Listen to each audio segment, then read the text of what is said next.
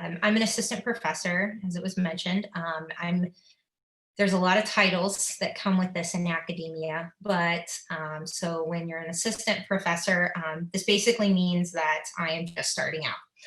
And I'll tell you how I got there, but I'm in the Department of Veterinary Biosciences within the College of Veterinary Medicine. I'm part of the Center for Retrovirus Research at Ohio State, and I'm also a member of the Comprehensive Cancer Center. And if you guys have any questions after this, or you need anything, I've listed my email here. Happy to answer any questions that you may think of after the presentation. But I got my start. I did my bachelor's at Ohio Wesleyan University. And so I was trying to think when I was putting this together, what would be the most useful to you guys? And I think I was told it's mostly college students, maybe some high schoolers. And so I went as far back as my undergraduate, so I could tell you there. So when I started out at what's called OWU, that's the abbreviations for Ohio Wesleyan, I started out actually as a math major. And I quickly learned that that was possibly not the career I wanted to go into. It didn't get me out of bed in the morning like my science classes did. So I took an intro to microbiology course my freshman year as one of my prerequisites, or one of my distribution credits, I thought it's an intro class, sounds interesting. Yeah, maybe I'll enjoy it. And the professor I had really kind of sparked a fire, and she helped get me interested. And the way she taught was very hands-on. Ohio Wesleyan's a small liberal arts institution, and so class sizes were very small for me, anywhere from 20 to 30 students. I think the biggest class I had was 50. And that was one of the general ed classes. But we had a very small class. I loved the way she taught. I really enjoyed that I had a lab component of the class. And so spent a lot of time in the lab. I think our lab project for that semester in Intro to Micro was the first day of lab, we went around with swabs, kind of like what they do to test for coronavirus now. But we took our swabs and we each swabbed a surface in the science building. And then we put them on agar plates, we streaked for isolation. And throughout the semester, we performed individual biochemical tests in order to identify what bacteria we had isolated. And then we wrote a report on that. And that was really exciting to me. So that was what I did my freshman year. And then after that experience, I stayed on and did summer research. And so I did the research experience for undergrads at Ohio Wesleyan. So I have my picture of my bacteria here. So what I did that summer is I looked at environmental isolates of Pseudomonas aeruginosa. It's a bacteria you can find in the environment, but it's also a pathogen that we find in, it's a clinical pathogen as well. That's a common pathogen for cystic fibrosis patients. So there was that clinical relevance to it, but I had isolated my Pseudomonas aeruginosa from fresh water, and I was looking at chemotaxis, and that's the ability of the bacteria to kind of move towards different chemicals or nutrients that the bacteria needs. And so I measured bacterial chemotaxis. I switched my major then from math to science, and I continued taking science classes at Ohio Wesleyan. So here's a picture. I was very lucky. In between my freshman year and my sophomore year, they built a brand new science center. So this is a picture of it. And so I got brand new everything. And so that was very exciting. After my junior year, I wanted to do even more research. And so I applied for a summer research experience at a little bit of a bigger institution outside of my home institution. I went to Marquette University, which is in Milwaukee, Wisconsin. And I was working with a researcher there. Her name was Jane Dorweiler, and we were looking at maize. It was a project based in maize epigenetics. And at the time, I had never heard of epigenetics. Maybe some of you have, some of you haven't. But it's basically, epigenetics is, I would describe it as, these are just modifications it could be protein, it could be RNA, DNA. These are modifications that alter the structure or the function of those protein, RNAs, or DNAs. And so we were looking at a specific gene in the maize, in the corn. And so my summer was spent I did a lot of field work. So we had fields in Madison, Wisconsin, which is just down the road about an hour. And then we would take isolates, we would collect samples, take them back to the lab. I would extract RNA from the corn, and then I would perform qPCR. And that was very new for me. We didn't have that kind of equipment at Ohio Wesleyan. So I thought that was a great experience to go somewhere to do additional techniques. And it really showed me what it meant to get a PhD, because there were graduate students. And at Ohio Wesleyan, it's an undergrad only institution. So I was exposed to labs. I had a lot of hands-on lab experience. Every science class had a lab component because of how small the school was. But I didn't quite know what it meant to get a PhD versus a master's. And I wasn't sure, what I wanted to do. But after that experience, I was very convinced that I wanted to do research, and I wanted to do research at a higher level. And in order to do that, I needed to get my PhD. So I then came back to Ohio Wesleyan for my senior year, and I did an honors thesis, basically. And so for my honors thesis, I worked in the lab of Dr. Chris Wolverton, and he was studying Arabidopsis. This is a very small plant. And what he was looking at was what's called root gravitropism. So if you've ever wondered how plants know how to grow down, that was what he was studying. It's interesting. What you can do is you can take an Arabidopsis seedling, can plant it on an agar plate, and you can grow it in the dark.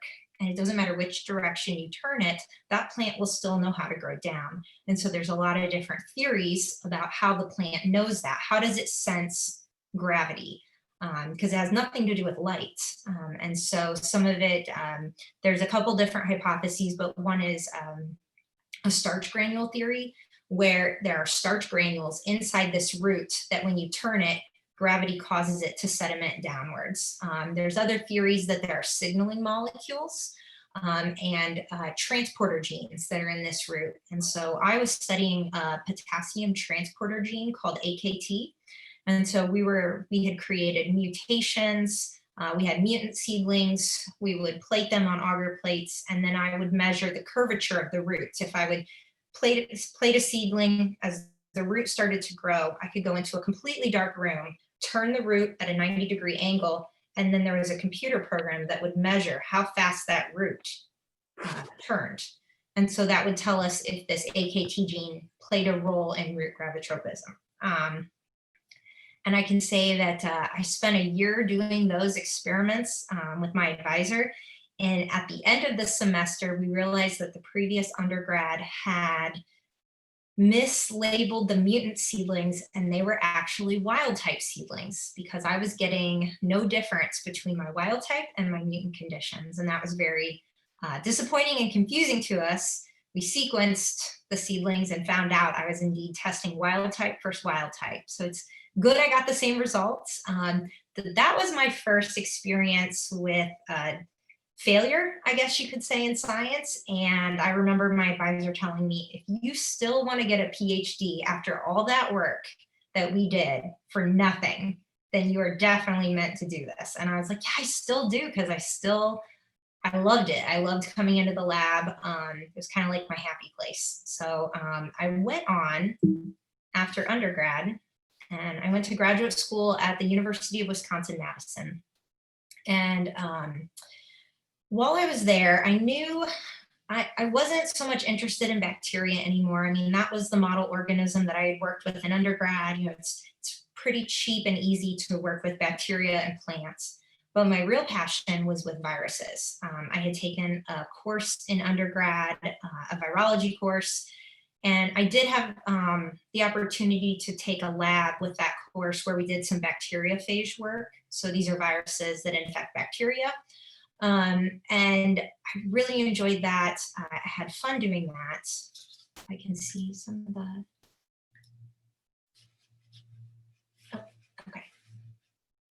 I can answer some of the questions. Should I wait to answer the questions or go ahead now? That's up to you. Whatever you think is comfortable, please go ahead and do that. Okay, I'll probably just wait till the end then, because when the laser pointer's on, it's hard to grab them. So went to graduate school, knew I wanted to do virology research. And so, but I wasn't sure if I wanted to do plant virology or mammalian virology. And so I joined a program.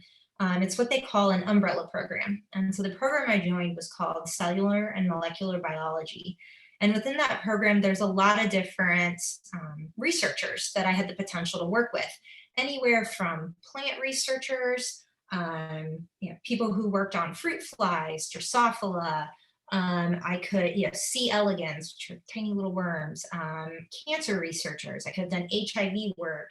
It was really up to me, and I liked having that umbrella program because I knew I was interested in molecular biology. So looking at things at the molecular level inside the cell, that really excited me, but I wasn't sure exactly what I wanted to do. So I wanted to have a little more flexibility. So I joined that program. I did 3 rotations. So when you're a grad student in these programs, you do what are called rotations, where you spend anywhere from 6 to 10 to 12 weeks in a lab where you work on a project. You learn a lot of the basic techniques they do in the lab. You meet people that work in the lab. You get to know the PI, the principal investigator, the person who would be your graduate school mentor, to get an idea if this is where you want to spend the duration of your PhD. So I did 3 rotations. One rotation was working with Epstein-Barr virus, which I'll talk about more because that's the rotation I ended up liking. I did a rotation with hepatitis B virus. And I did a rotation looking at, we were using a virus model to mimic multiple sclerosis in mice. And so I had 3 different labs, and the one I chose was in the lab of Dr. Shannon Kenny.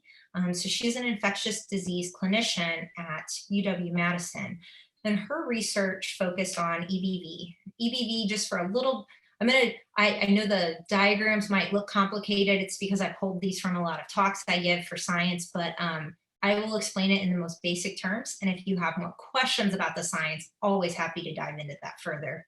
But Epstein-Barr virus, it's a herpes virus. And there's a lot of different herpes viruses. You've probably heard of herpes simplex virus, the virus that causes cold sores or genital warts. But Epstein-Barr virus, it's in the same family of herpes viruses, but this virus is actually the virus that causes infectious mononucleosis. So if you've ever had mono, this is the virus that causes it. What's interesting is 95% of people carry this virus, whether you've had mono or not. So a lot of people get infected early on in childhood. And it usually presents itself as a cold. You may not even have any symptoms. Parents might not even realize children are sick, but they have contracted EBV. Because it's a herpes virus, these viruses stay with you for life. You cannot get rid of these viral infections because these viruses, after they're done in their acute phase, where you have symptoms, they go into what's called latency, where the virus essentially hides and remains in your body undetected by your immune system. Periodically, the virus can do what we call reactivate, start producing more virion particles, and then that's how people shed it to other infected individuals. So normally, young children get this virus from their parents when their parents are near them, give them kisses, things like that. That's how they get it. But if you acquire EBV after adolescence, we don't quite understand why, but your immune system overreacts and you get what's called infectious mononucleosis. And so it just has to do with when you contract this virus. And so what my lab was interested in studying in grad school and what I spent my thesis dissertation working on was studying this switch between what we call lytic infection, where the virus is actively replicating, and latency, where the virus is undetected by your immune system, no virus replication is going on, and the virus simply exists in the cells. And we were interested in this because this virus can also cause cancer. So it causes cancer most often in people who are immunosuppressed, because as you can imagine, we all carry this virus. But normally our immune system keeps this virus in check. But if you ever become immunosuppressed, like if you needed organ transplants, or you developed HIV and you became immunosuppressed because of the virus, you would have the ability to develop EBV malignancies. So this virus can cause Hodgkin's lymphoma. It can cause nasopharyngeal carcinoma. It is associated with some types of stomach cancer. And so my lab was really interested in studying that switch because all of those tumor cells carry latent EBV. And so we were interested in is if you could reactivate the virus, you could potentially target the tumor cells by treating with drugs that would destroy actively replicating virus cells. And so really interested, so this gave me a chance to do virology research, but also got me very interested in cancer research. And so after this, I knew I wanted to do something that was, I was really passionate about viral oncogenesis. So how viruses cause cancer. There's a lot of viruses out there that cause cancer that you've probably heard of, but some famous examples, human papillomavirus causes cervical cancer, can also cause penile cancer and head and neck cancer. Other examples, hepatitis B virus can cause liver cancer, hepatitis C virus, and then, so I knew I wanted to do a postdoc in viral oncology. And so when you do a postdoc, this is essentially training that you're doing after your PhD. So I had, as part of my graduate program, some of the things I had to do to complete my program was I had to publish first author papers. So that means I had to write up my research, publish it in a peer-reviewed journal. And so I needed 2 of those in order to graduate. And then I also had to write a thesis dissertation. So that is just a very, I have mine behind me on the shelf back there, a really, really thick book that literally no one but you and your committee may ever read again, but it has everything you did during your PhD in it. All of the results in a comprehensive manner, all laid out, and that's published. And so you have to complete that. So I did all that, got my PhD, and then I knew I wanted to do a little bit more. I wasn't quite done. Once you have your PhD, it's completely up to you. Had I wanted to, I could have found a job in industry. But I felt like it would benefit me to have a little bit more training because I wasn't quite sure what I wanted to do. And so I did like the lifestyle of academia. It's a little more flexible to me. I could make my hours, but it did sometimes mean that I do work once I'm home. Your work is kind of never done when you're in academia. Sometimes it requires to work weekends. I can't control when my cells decide they're going to do something, or sometimes animal experiments, you can't stop drug over the weekend because you don't feel like coming in. And so sometimes you have to do a lot of those things still. So I wanted to do a postdoc. And so I came to Ohio State. I chose Ohio State mostly for personal reasons. I had family in Ohio. My husband worked in Ohio, and so I chose to come back and be here. And so this kind of limited my search in a way.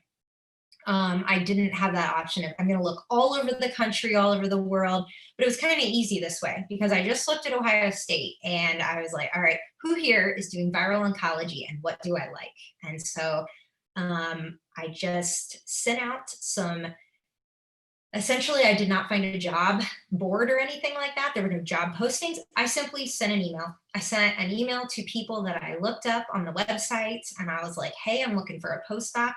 Here's my CV. It's kind of like your resume when you're in science.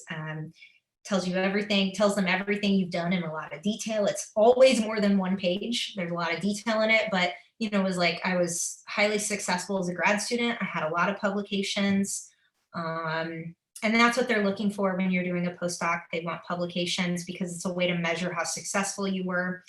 And I said, here are the skills I have, and this is where I think I can help your research. And I heard back from a decent number of people, and I went to Ohio State. I gave a talk on my current research, and I found a mentor and a lab that I thought I could really grow with. And so the lab I picked was Dr. Patrick Green, who's at Ohio State, and his lab studied human T-cell leukemia virus type 1.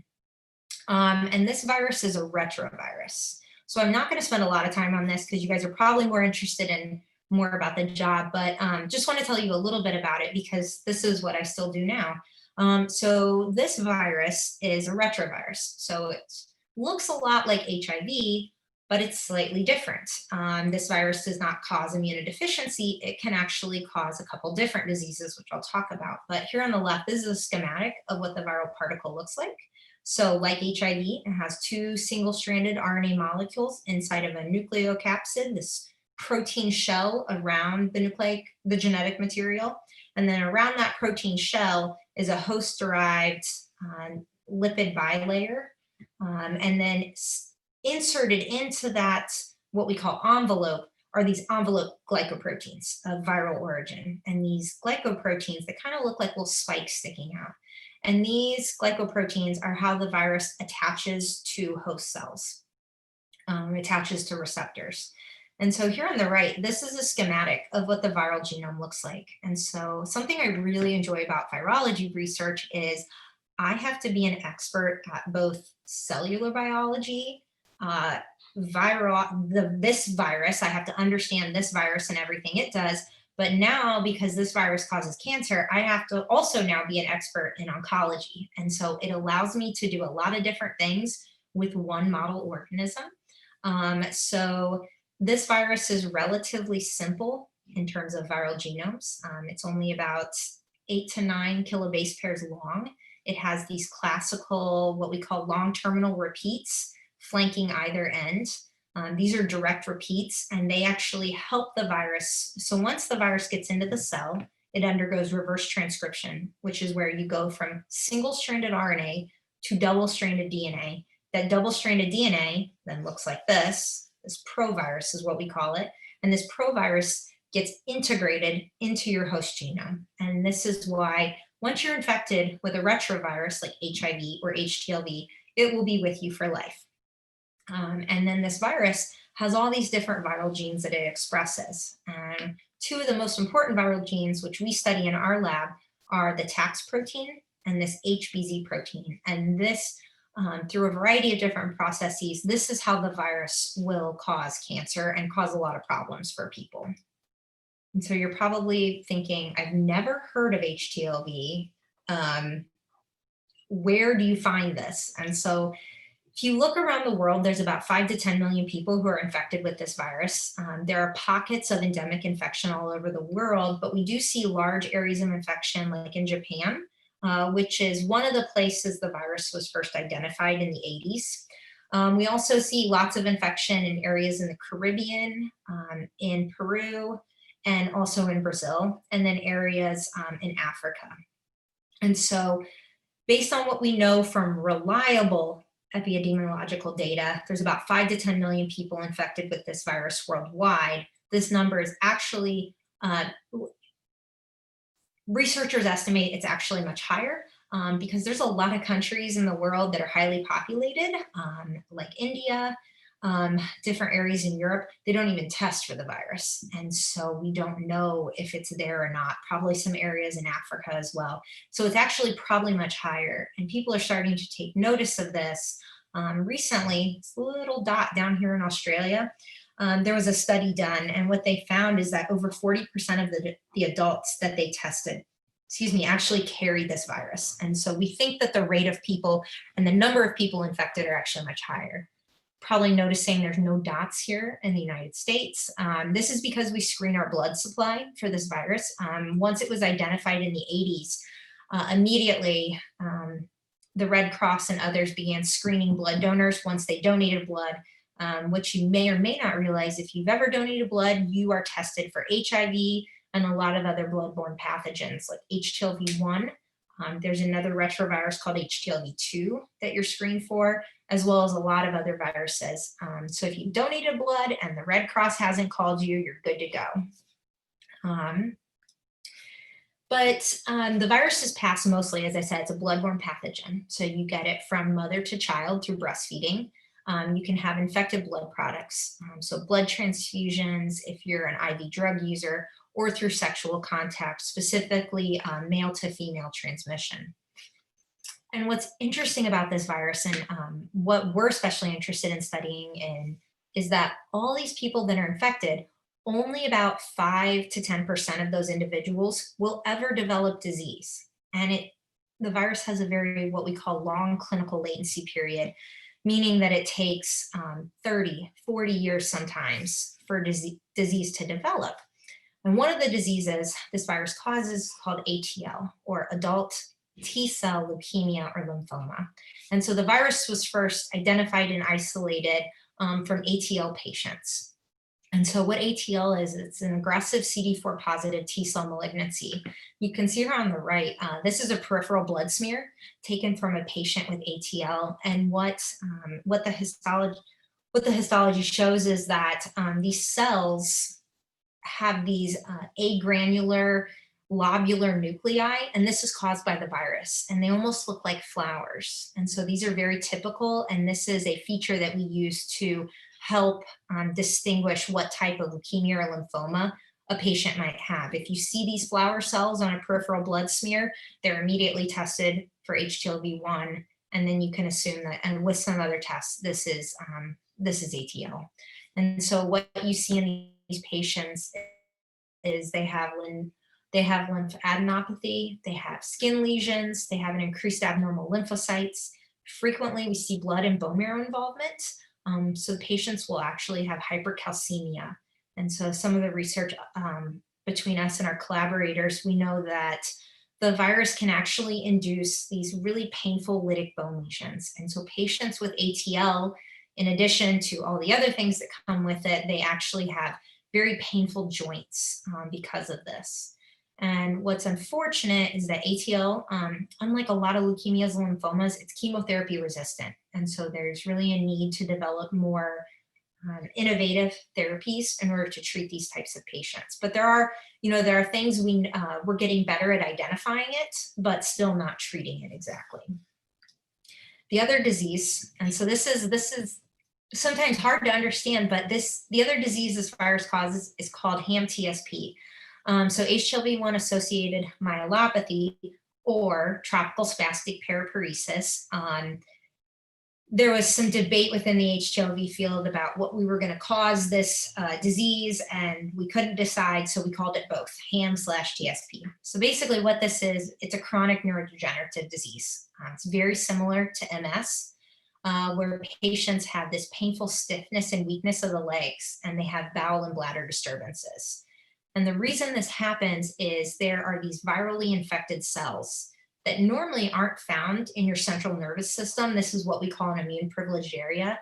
These HTLV infected cells will infiltrate into the CNS, and then you get this immune activation and against these cells that are there. And so then you get inflammation and swelling in the spinal cord. And this, it develops over time. When you're infected with HTLV1, it could be very rapidly progressive, where patients go from, finding out they have HTLV to a year later, not being able to walk, or it could be very mild and less progressive. It's hard to predict what will happen, but one thing we know is you have to monitor the patient's proviral load. So how much virus they have is a big indicator of the severity of their HAM-TSP.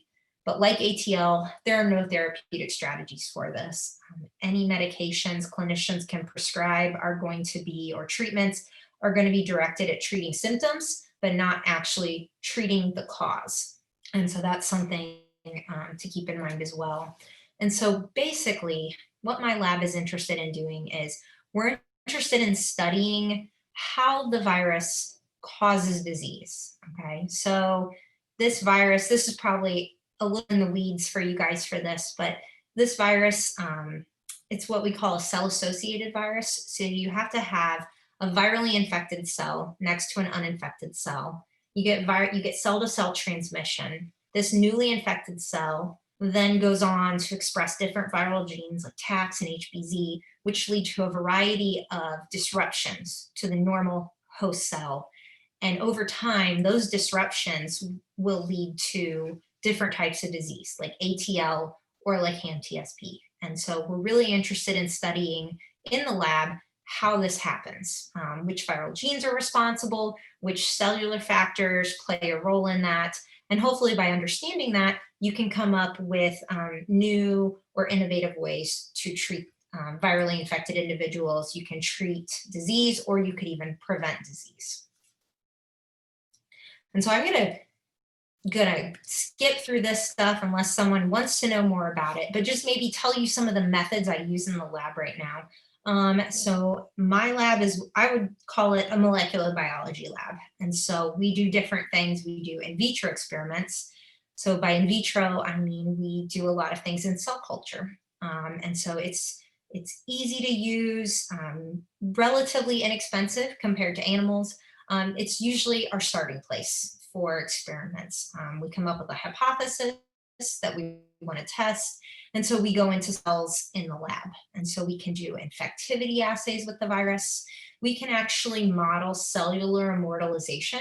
So this is that process where you take a normal cell and you're basically making it cancerous. So we can do that in cell culture in a petri dish with our virus and our viral system.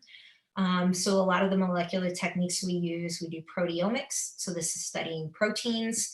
We do a lot of Westerns. This is how you measure different proteins. Sorry. We can also do qPCR. And so that's measuring gene expression. But something we also have in the lab we have animal models. So after we're done for a period of time doing our in vitro experiments, we can then move into animal models. And two of the animal models we have in the lab, one are rabbits. And so these are immune competent New Zealand white rabbits. We get them when they're about 12 weeks old. And what we can do is we can infect them with the virus, and then the animals will develop an immune response similar to what we see in healthy patients. And then we can measure how it replicates. So a lot of what we like to do are classic virology experiments where you have the virus and we mutate certain genes, or we knock out certain genes, or we swap it with another virus that's less pathogenic. So we try to make the virus less pathogenic. So if we remove this gene, does it not induce an immune response? Does it replicate poorer? You never want to make something more dangerous. We always want to make it less dangerous if we're going into animals. And so, or anytime, you always want to make it less dangerous. And so we can do this with rabbits. So we can study the immune response, study persistence, and then we can also go into mice. And so these animals are very easy to use, relatively inexpensive, easy to handle. And we take these mice, they're immunodeficient.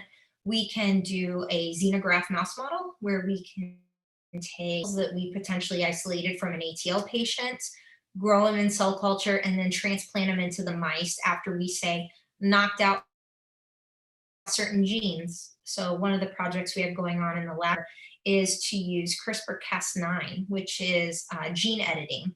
And we can basically edit different regions of the viral genome and see if we disrupt the oncogenic process. If we already have these transformed cells, we CRISPR edit certain genes, will they not grow as well anymore? So is this a way we can potentially treat patients who already have disease? We can also use what we call humanized mice. So these mice are immune deficient, but we transplant in CD34 positive human stem cells. And so they will repopulate what looks phenotypically like a human immune system. We can then infect them with a human virus, and then they go on to be infected and develop disease. So there's a lot of different methods and techniques that we have in the lab to answer a lot of different questions. But my research is definitely what you would call basic science research. I mean, Ohio State is a Research One institution, so it is cutting edge, but none of what we do is really at the bedside of patients. We're at that initial stage. And so we work with a lot of collaborators who do see patients and take some of the things we're doing and take it to the next level. But I really love doing the bench research. I still love it. I don't know there'll ever be a time I don't love it. But I can tell you a little bit what my job duties are as an assistant professor in academia. I like it because I dictate my schedule. I decide what I want to study. As long as I can obtain funding from someone, I dictate what, as long as they say, yes, we'll fund this, I can do it however I want. No one's telling me what I have to do and how I have to do it. I am my own boss, and I really like that. So my time is divided. I divided it in like efforts. So as an assistant professor, I am research. I'm tenure track. And so I am devoted most of my time to research. So I spend a lot of time writing grants because you're always asking people for money. So a lot of my grants are both to smaller groups, like smaller seed grants, we would call it, but also large government funded research grants like NIH, National Institute of Allergy and Infectious Disease. So you've all probably seen Anthony Fauci on the television now with the COVID pandemic that we're currently in, but his institutions are who we ask money from for. So I do a lot of grant writing, obviously, in order to show that you're, part of being in academia is sharing your research. And the way we do that in the scientific community is through presentations, where we go to meetings and we present, but also publications. And so we publish our research. It goes into peer-reviewed journals where other scientists will look at it, read it, critique it, basically question it, make sure it's sound, make sure you have solid data to back up what you are proposing. And so we do a lot of that. And so all the work we're doing in the lab goes towards, grants, publications, presentations. I do probably do more than 10%, but I do a fair amount of teaching, but that is because I really enjoy it. And so I teach both an undergrad virology course at Ohio State. I don't lead that currently anymore. It was a lot of time, but I still love doing it. So that's where it's an intro level, but it's still an upper level virology course in the microbiology department. So if you're an Ohio State student, I would highly recommend it. It's great. But then I also lead a graduate level virology course where it's kind of fun because now I'm in charge and I get to say how we're going to learn about viruses. And so the way a lot of people my age and older were taught about viruses is we went through and we learned every viral family and everything there is to know about them. And I don't actually think that's the best way to do it. I think it's more important if you understand how a virus might use different ways to enter a cell, it doesn't matter what virus you're studying, you're going to understand it. If you understand entry of viruses, egress, which is how the virus leaves the cell, how a DNA virus might replicate, it really doesn't matter which virus you're talking about, you're going to understand it. And so we spend a lot of time talking about those different steps in the general viral life cycle. And then we go in and we start applying it to different individual representative members from each virus family. So for example, when the COVID-19 pandemic hit, I was able to quickly pivot my lab from doing HTOB research at the time in order to get back in because they shut everything down and they limited it only to COVID-related research. I was able to redirect some of our efforts in the lab to doing some COVID research. I had never studied coronaviruses, but I knew enough about RNA viruses to say, I can do this, this, and this, and we can still do research and we can still make a difference. So that's how I like to teach my courses. A lot of your teaching is also developed because I'm at an academic research institution. A lot of the people that work in my lab are graduate students who are trying to get their PhD. And so I consider that teaching, the time that I spend showing them techniques, helping to mentor them, help them develop their publications and develop their careers. And so I love that part of it too. 10% of my effort is administrative and professional service. So that involves me serving as a reviewer for other colleagues' manuscripts. I also review grants. If a colleague writes a grant, you can serve on a study section. You read that grant, you critique it, you assign it a score. That determines who gets the funding. Also part of other professional organizations. And then 5% of my effort is professional development, outreach, and consulting. So I give meetings like this if people ask, tell them about what I do, kind of promote my research at Ohio State. I attend conferences like the HTOB conference every other year, just various meetings where you are networking and forming these contacts, because I think the thing that I've learned throughout my career is that it's very hard to do everything yourself. And so team science is really important. We have a lot of collaborators. You cannot be an expert in everything. You know, I have what I'm really, really good at, but I know when I might need another lab to help me do certain things, like next gen sequencing, for example. And so it's important to develop those contacts as you move through your career. And so with that said, with it being a group and a team science, I want to just wanted to acknowledge members of my lab. So I'm new, I'm starting out, and so I have a slightly smaller lab. I have a research technician, Corinne Melvin, down here, who started about a year ago. I have 2 graduate students in my lab, Victoria Maximova, she's a senior graduate student, and then Susan Smith, who is actually in a kind of a combined program. She has her DVM, so Doctorate of Veterinary Medicine. She is doing a clinical pathology residency in tandem with a PhD right now. So it's nice having her in the lab because she is our resident vet who can help us do a lot of the animal experiments. We don't need to contract that out. And then Emily King, who is a summer student at Ohio State. She's currently a fourth year vet student who has spent a couple summers in the lab and has done a couple externships with us. And then because I'm still at Ohio State, I work very closely with my postdoc mentor, Patrick Green, and members of his lab because we both study HTLV now. And so we write a lot of collaborative grants together, share a lot of resources, share a lot of people, expertise. And then I'm funded right now mainly through both the OSU Comprehensive Cancer Center and through an NIH grant that I forgot to list. But I'm going to stop share so that way if people want to,